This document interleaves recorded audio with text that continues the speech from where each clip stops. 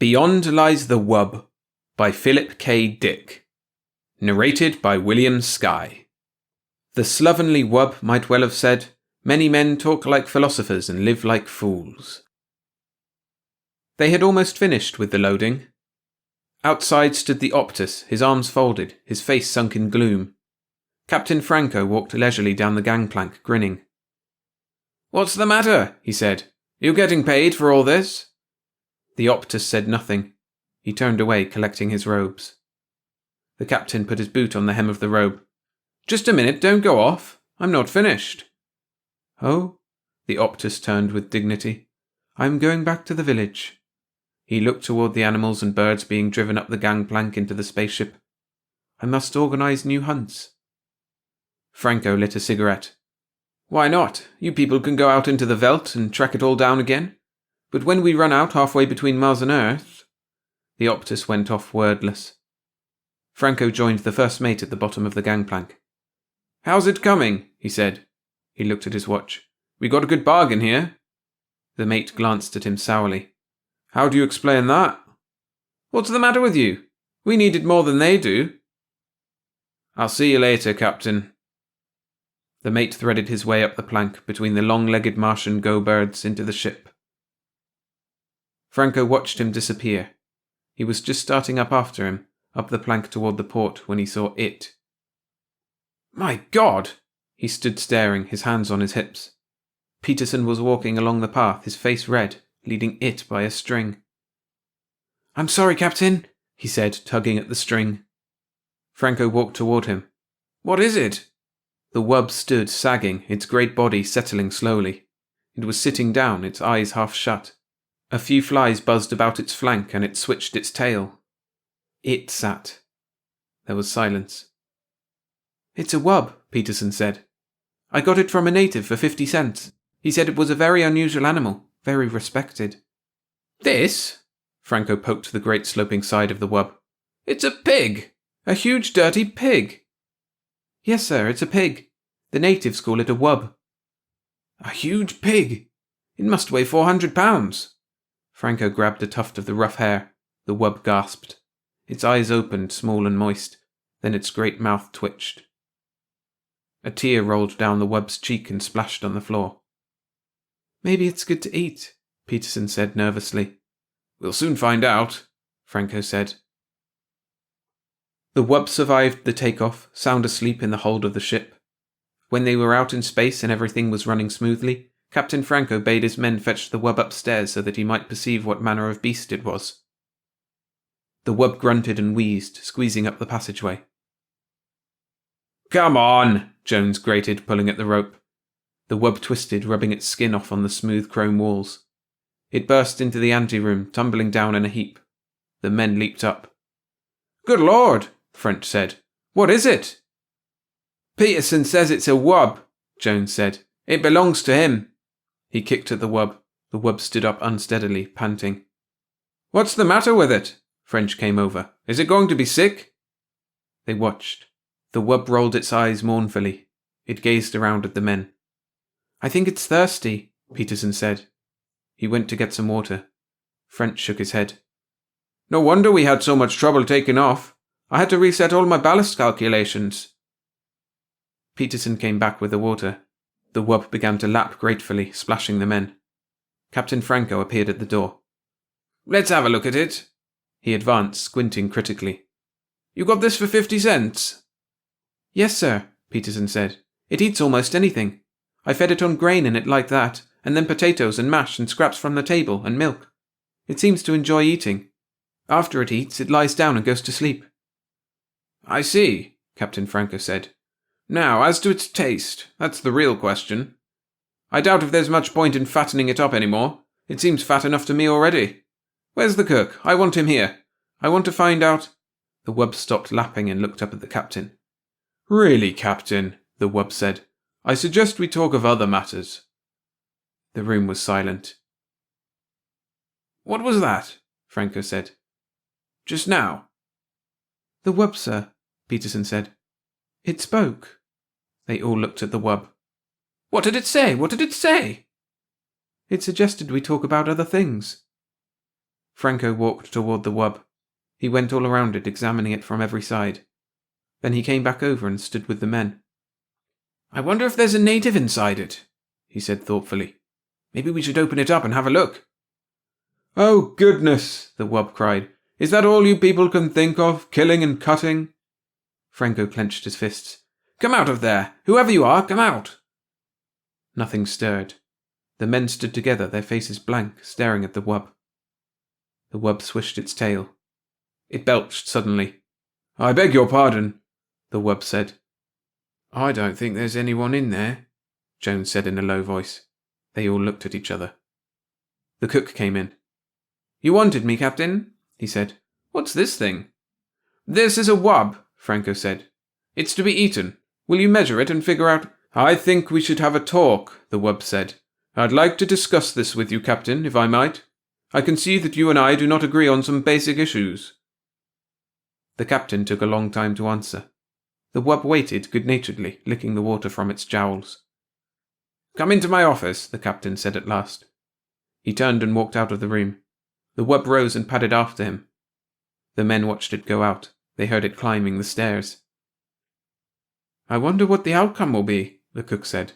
"Well, I'll be in the kitchen. Let me know as soon as you hear." "Sure," Jones said. "Sure." The wub eased itself down in the corner with a sigh.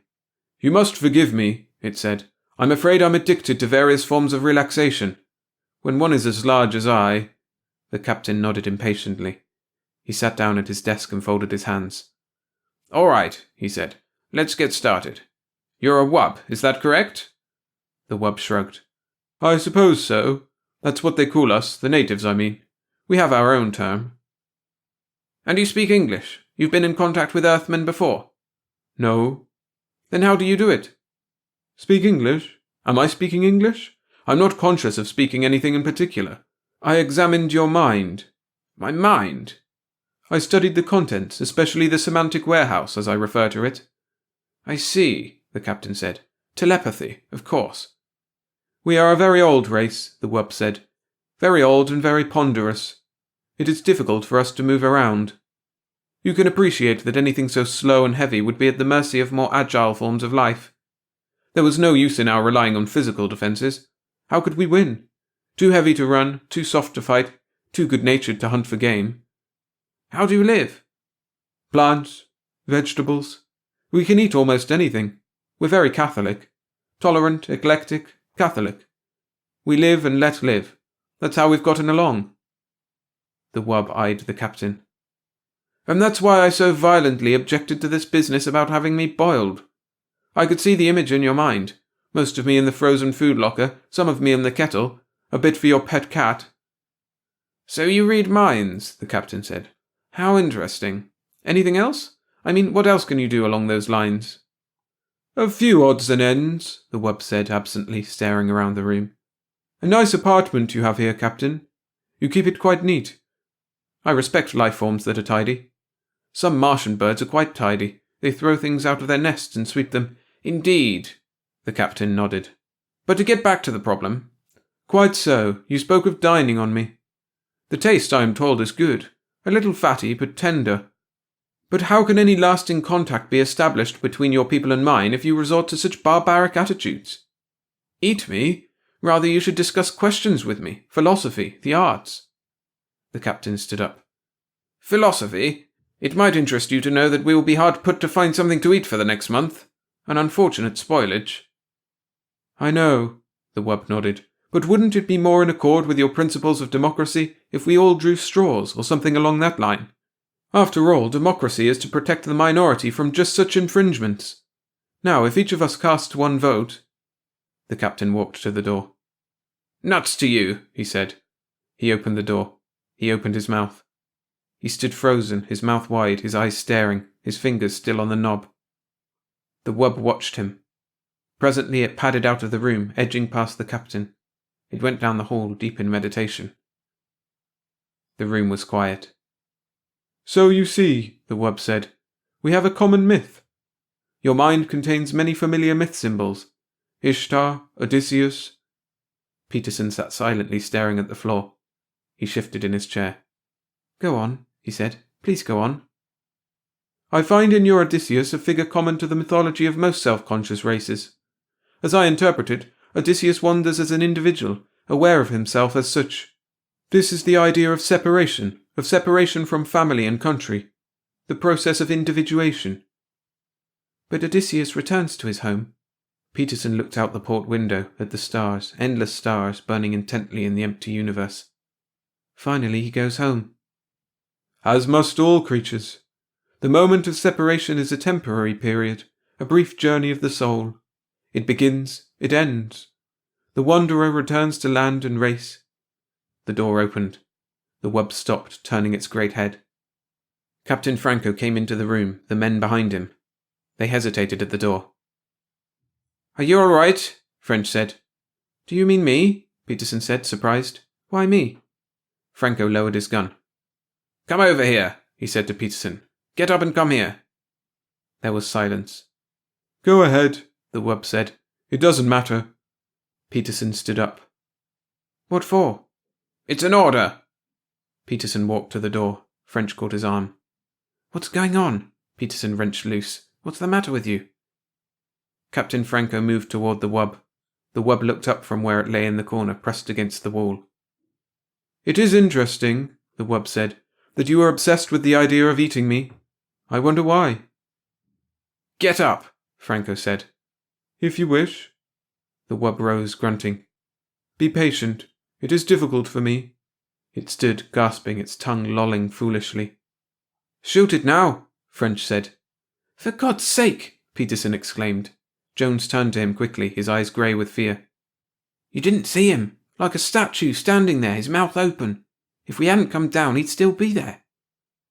Who? The captain? Peterson stared around. But he's all right now. They looked at the wub standing in the middle of the room, its great chest rising and falling. Come on, Franco said. Out of the way. The men pulled aside toward the door. You are quite afraid, aren't you? The wub said. Have I done anything to you? I am against the idea of hurting. All I have done is try to protect myself. Can you expect me to rush eagerly to my death? I am a sensible being like yourselves. I was curious to see your ship, learn about you.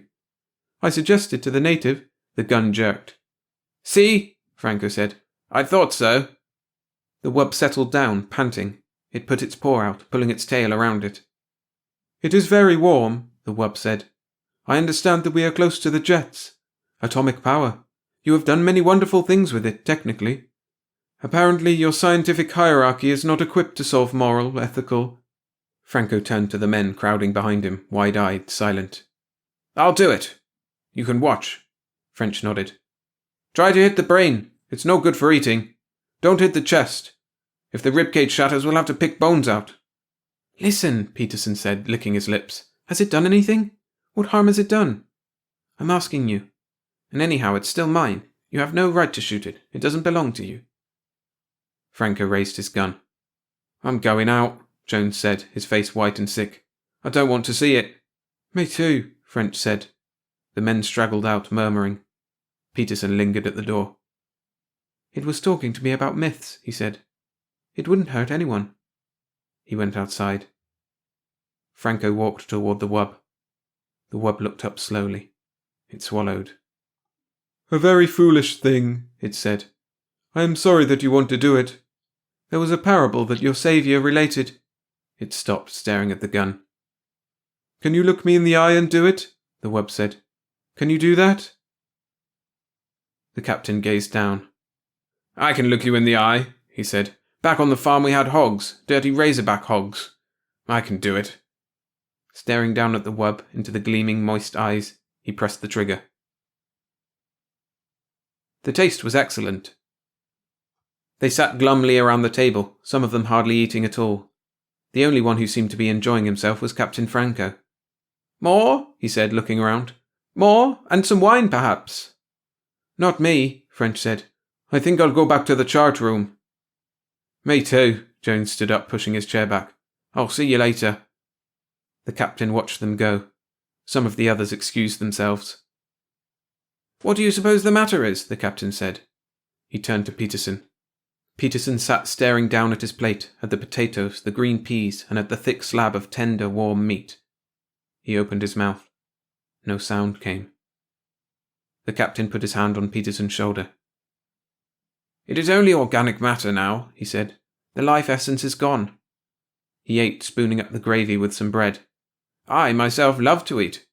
It is one of the greatest things that a living creature can enjoy. Eating, resting, meditation, discussing things." Peterson nodded. 2 more men got up and went out. The captain drank some water and sighed. "Well," he said, "I must say that this was a very enjoyable meal. All the reports I had heard were quite true, the taste of wub. Very fine. But I was prevented from enjoying this pleasure in times past." He dabbed at his lips with his napkin and leaned back in his chair. Peterson stared dejectedly at the table. The captain watched him intently. He leaned over. "Come, come," he said. "Cheer up. Let's discuss things." He smiled. "As I was saying before I was interrupted, the role of Odysseus in the myths—" Peterson jerked up, staring. "To go on," the captain said, "Odysseus, as I understand him—"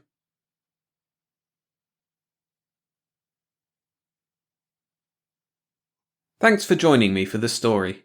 Please hit the like button if you enjoyed it, as it helps me make more videos like this one. And don't forget to subscribe to the channel and check out the videos appearing on screen now.